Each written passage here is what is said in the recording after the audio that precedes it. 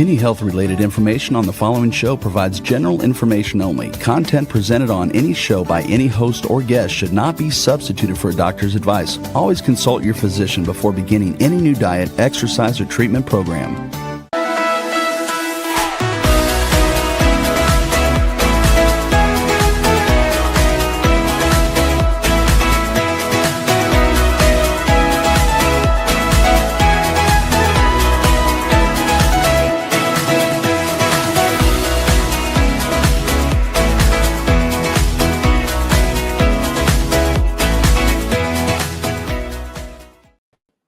Hello, everyone, and welcome to 5 to Thrive Live. I'm Karolyn Gazella, and I'm here with my co-host and good friend, Dr. Lise Alschuler.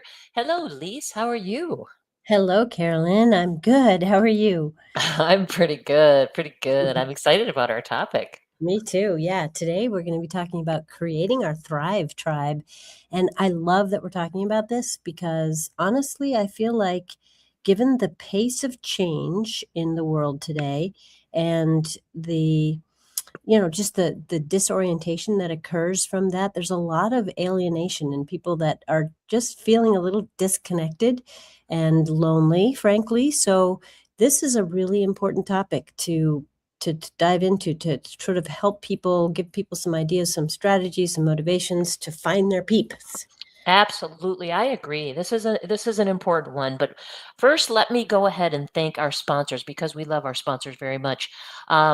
Beginning with Cetria, a patented form of glutathione clinically proven to raise blood glutathione levels. Glutathione is the master antioxidant and the body's primary defense against free radicals. It also helps support respiratory health. For more information, visit cetriaglutathione.com. Also, ProThriver's Wellness Brain. It's a product specifically for thrivers that contains cognizin for memory, focus, and attention, as well as other brain-supporting nutrients and herbs. You can find ProThriver's Wellness Brain online at pureformulas.com. There's also ProThriver's Wellness Sleep, which combines higher dose melatonin and other sleep-supporting natural ingredients specifically designed for thrivers. You can find ProThriver's Wellness Sleep also at pureformulas.com. And Dr. Ohhira's Probiotics. It's a best-selling probiotic for more than 30 years, and it contains 12 probiotic strains that are shelf-stable, so no refrigeration is required because of a unique 3-year fermentation process. It's a very effective probiotic. Learn more at drohhirasprobiotics.com. Okay, Lise, let's start with the science because that's what you and I like to do. Let's talk about the health effects of loneliness and why it's so important to have a Thrive Tribe. What does the science tell us about loneliness and how it can impact our health? Yeah, so the research is actually quite clear on this topic, and there's a very clear association between social isolation, loneliness, and an increased risk of many health conditions that are pretty serious: heart disease, stroke, diabetes, depression, anxiety, even dementia. And actually, it's even connected with dying prematurely. In fact, there was a study that came out last year, just in 2025, from a very large, it's called a cohort study. So they followed adults in the UK over 236,000, there we go, adults. And what they found was, after following them for a number of years, is that isolation and loneliness are associated with increasing the risk of all those conditions, but also associated with about a 30% increased risk of dying prematurely after the onset of those health conditions. So in other words, if you're diagnosed with heart disease and you're lonely, your risk of dying from that heart disease is increased by about 30%. And, this is really very critical because this is very recent research, and it tells us that social isolation and loneliness are actually linked to our physical health. And this is done in a very large, very well-designed population study. So that's one piece of data we have for sure. Yeah, and it kind of freaks me out because when you think about it, it's such a significant impact.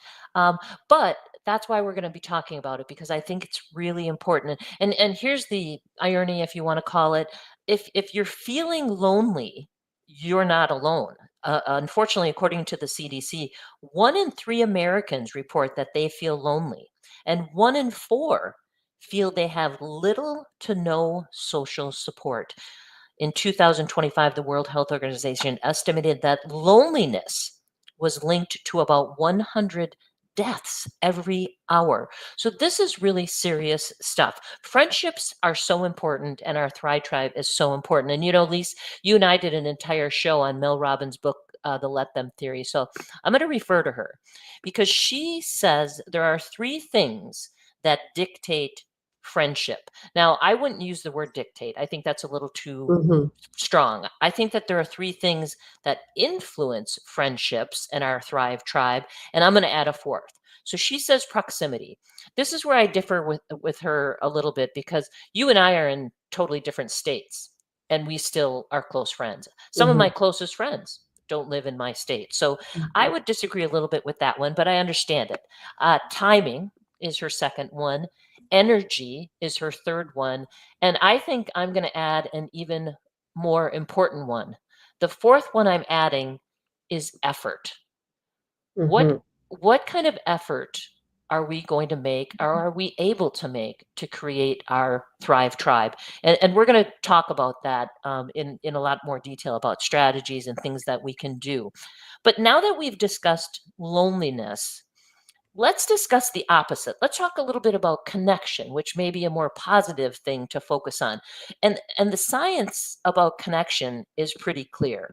Feeling connected can positively impact mental, emotional, and physical health. So it's just the opposite of what loneliness is doing. Connection is the opposite. It's the treatment per se to loneliness is connection. So Lise, why do you feel connection to others is so important, and why don't you give us a strategy that people can use to start connecting with others or building their Thrive Tribe? Mhm.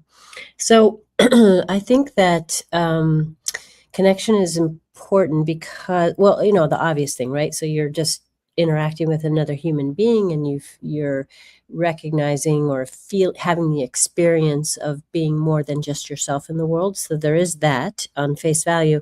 But I think on a deeper level, when we connect with another human being, we are gaining a sense of self in context. And that that's a very deep statement, which means a kind of a lot to a lot of people. For me, when I say that, I mean that we are gaining a sense of where we exist relative to time, to space, to our lineage, to our future, and to the world around us. So it gives us context. It gives us a sense of import and meaning and significance to really everything and anything else that we're doing and feeling. So all of that happens really just with even one conversation or one friendship or just another connection with a human being. So I think it's really important just to help us regain a sense of self. Hmm. And there's so many strategies, and we'll get to some of these, but I guess I want to just start by saying that it's not necessarily easy for some people who feel isolated and lonely, just go out and connect with others. And there's been a lot of studies that have found that people who combine lots of different strategies together are more likely to create connections. So in other words, if you exercise, for example, and then you combine with the exercise connection, you're more likely to feel connected and in fact to connect. So let's say you like to do yoga, you could choose to do yoga in a class with other people. So now you're doing what you already like to do, and you're doing it in the context of social connection. So that's been really confirmed in a lot of different studies. And I think, Carolyn, you and I have talked about this sort of piggybacking type behavior in other contexts too, but it's a really easier way. It's like taking a half step forward to gain a lot of benefit. Hmm. Yeah, and I mean, some of my strategies are similar to that. I think that it can be hard work to avoid the temptation to isolate. So some of my strategies are similar to yours because if you find things that you like to do, and then find ways of meeting people who like to do those same things, it's likely to stick. So some of my examples, getting involved with your community. I've done this by volunteering. I also periodically attend a particular meetup group. They're all over. The meetup app is all over, easy to find. The one that I like is for people over age 50, and it's very active. So we might go hiking. We did a tour of a mini donkey ranch just outside of town, and that led to a volunteer opportunity. I now volunteer at the mini donkey ranch, and I not only love the donkeys, but I've met some really wonderful people who've become close friends. You can join a club if you like to play chess, or a book club or whatever. So I think that there are a lot of ways. One thing that I would like to bring up is that I don't feel that it's merely a numbers game. Um, I've been focused on choosing wisely when I'm creating my Thrive tribes, and creating these different pockets of friends. And and they're different. Like I'll have a group of cowgirls that I hang out with, and then I'll have other friends that I hike with or whatever. But it's not a numbers game for me, and it's about choosing wisely. So I would say a piece of advice may be trying not to choose friends out of desperation because you are feeling lonely.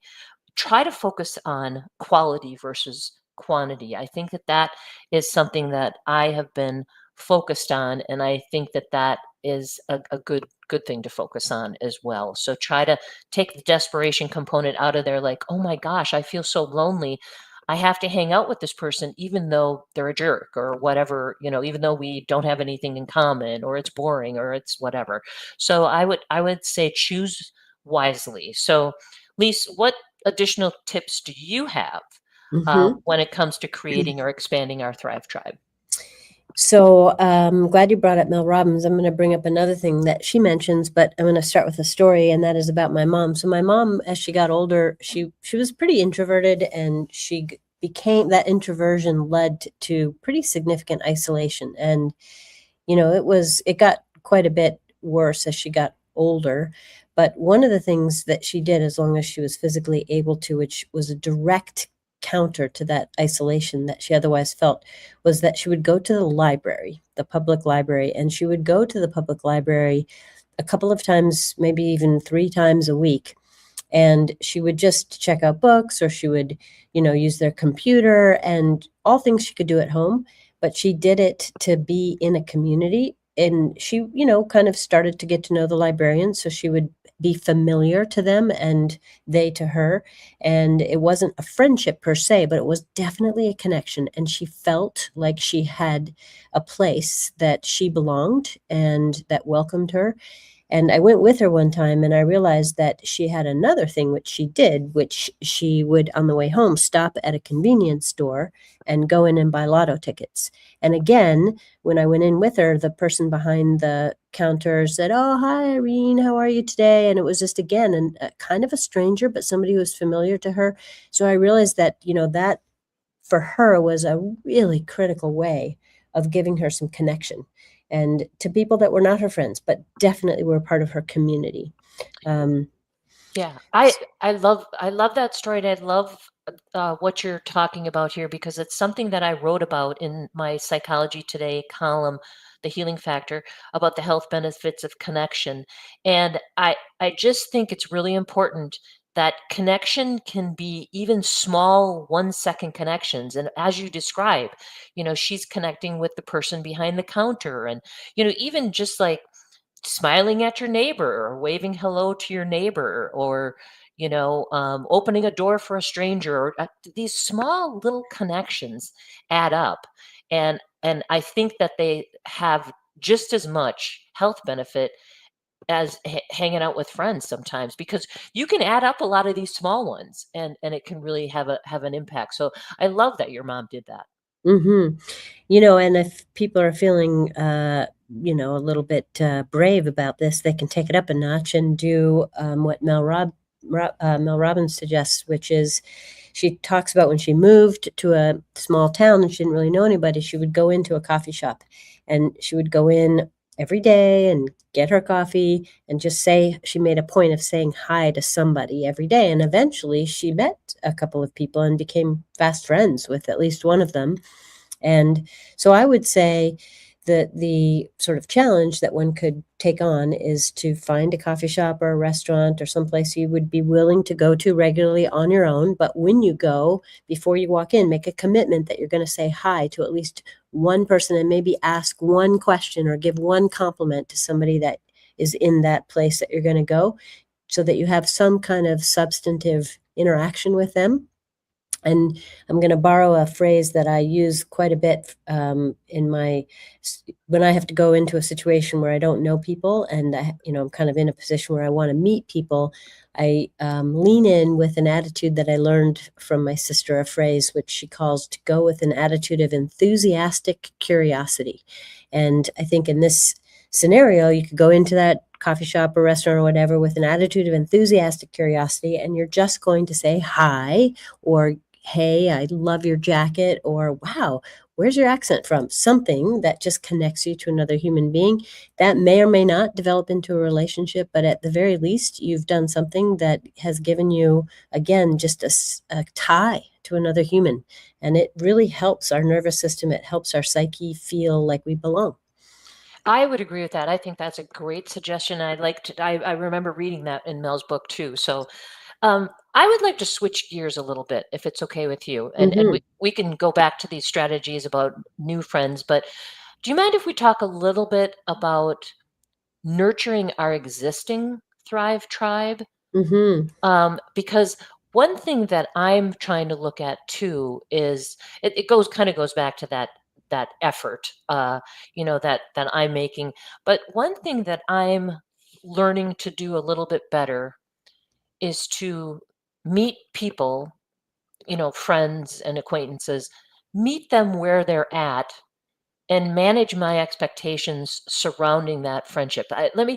This may not make a lot of sense to you, but let me give you an example. So I have a couple of friends who never invite me to do anything.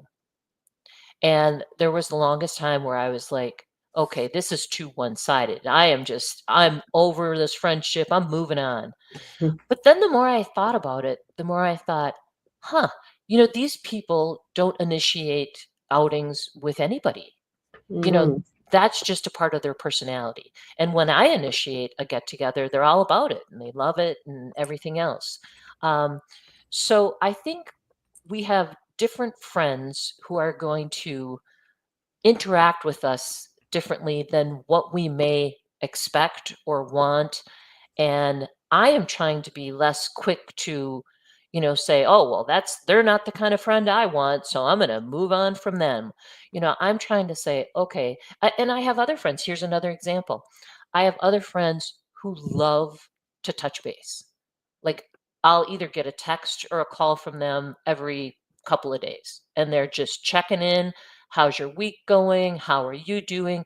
And they love that kind of connection, and they love it when I do it, when I reach out to them on a consistent basis. Um, some of my other friends, we can go weeks and not talk or not, and then when we do finally get together, we pick up right where we left off. So I guess what I'm saying is all of our friends and all of our friend groups are not going to all be the same, and they may not do everything exactly how we want them to do it, but there's a place for them. And I don't know, Lise, does that make sense to you? Yeah, actually, it makes a lot of sense. And I want to pick up on something with another example. So I think what you're getting at is to meet them where they're at, but to really go in to sort of check our expectations and our assumptions. So an example from my life is I have a very good friend who we used to be in a habit of just texting each other on our way home from work. So we kind of had a quick exchange every day, and it was really nice. And then I moved to another city, about an hour and a half away, and we did that for a while. And then slowly but surely, our lives have kind of taken different, not turns, but we've gotten involved in different things. and the text started to drop off. And so I interpreted that to mean, oh, I'm not important to this person anymore. Our friendship is sort of maybe dissolving. And then I reached out and I found out that my friend was actually going through a really hard time and was feeling very depressed or kind of isolated herself. And so I made a whole bunch of assumptions that were Mhm. just completely inaccurate. And so it was a good lesson for me to just really not make assumptions. And in that situation, I think what my response, if I want to connect with her, then I reach out and connect. Mhm. Yeah, it's that effort thing, right? Mhm.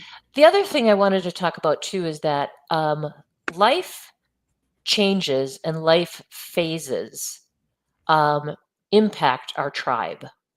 Like I have a, people in my life now who are retiring, and these are people, myself included, who have pretty much my friend groups were my coworkers. And the people that I worked with for years and years and years, and now I don't see them. I don't work with them. So that's a change. Moving to another city, um, divorce, and losing friends through divorce is another change.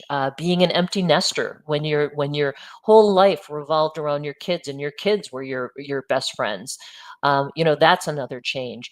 So the reason I bring this up is because I think it's good to be aware that during certain life changes, your tribe may change, and it may change in a good way. It may change in a really uncomfortable way.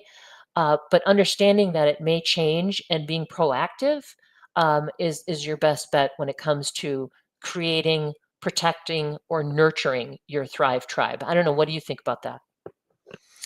Yes, absolutely. I think that life changes certainly create changes in one's own interaction and with the world and with other people, and that people's interests change, people's priorities change.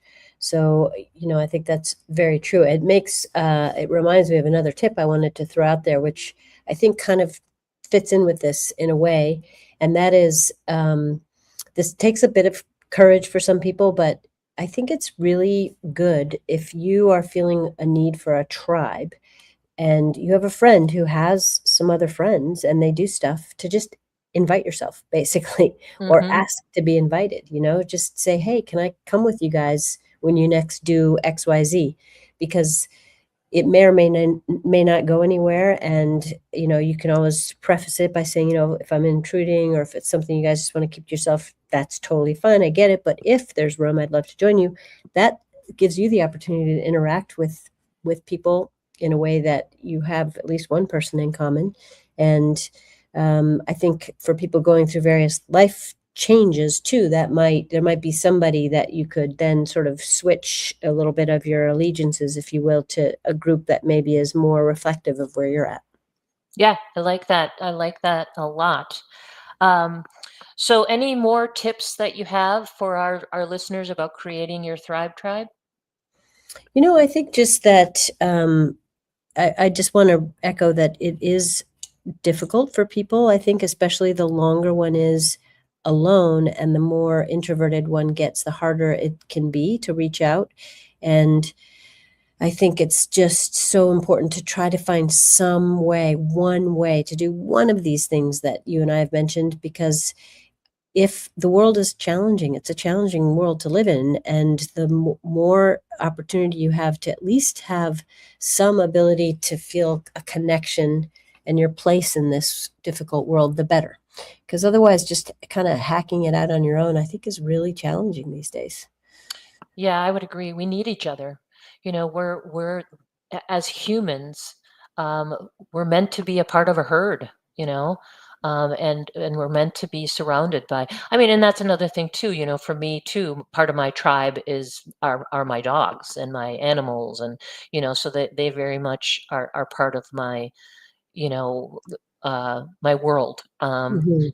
The other thing that I wanted to bring up is that I think we sometimes forget, when it comes to connection, that research shows that both the giver and the receiver gets benefit. So, like, if I smile at the checkout person and, or I say hi to my neighbor, they're also going to get benefit and I'm going to get benefit. So Mhm. it's a mutual thing that we can share with each other and that we can, give to each other. And I can't emphasize enough, even those small connections add up in a really, really big way. Yeah. So yeah, those small steps. And we've been talking about, small steps get big gains for years now, and it works here. It works here when it comes to connection. Yeah, and I just want to say one other thing, which is I think some of our listeners, given the topic of our show, may have lost a loved one and they're feeling, alone, more alone than normal. Because when we're in couple, it gets easy to just rely on the partner to, have your connection in the world. And so if that partner is no longer with you, it can feel very isolating. So I think for those listeners who are in that situation, first of all, totally understand it can be like feeling like climbing the highest mountain in the world to just make any contact with anyone. But I think to your point, Carolyn, even those little things, just having a smile with somebody, just kind of doing a walk that you normally do, nodding to a person over and over, those kind of things will slowly but surely rebuild your sense of place in the world, and so important. Yes, it really is. And thank you for bringing that up because I think it's really, really a big one. And it can be especially hard to cement those relationships when you're grieving. Grieving is challenging just in and of itself. And the last thing you're thinking of is like, oh, geez, now I have to create a new tribe. So I'm really glad that you brought that up. So, okay. I think it's time to thank our sponsors one last time, Lise, unless you have anything else you'd like to add. Well, I want to thank our sponsors too, but I will let you, Carolyn, have the honors. Okay, good. Well, first, Pro Thrivers Wellness Sleep and Brain Formulas, Cetria Glutathione, the superior glutathione that supports liver and immune health, and Dr. O'Hara's award-winning shelf-stable probiotic. And just remember that you can find past shows at ithriveplan.com or wherever you listen to your favorite podcast. We are now on well over 100 different podcast outlets, so we're out there. All you have to do is just type in 5 to Thrive Live and you will find us. In fact, you will join. We just learned over 100,000 other people listening to the show. So there's a tribe for you right there. Per month. Per month. Yes. That's right. Well, thanks again to our sponsors. And thank you, listener, for listening. I hope you feel the love that Carolyn and I hold in our hearts for each one of you. And may you experience joy, laughter, and love. It is time to thrive. Have a great night.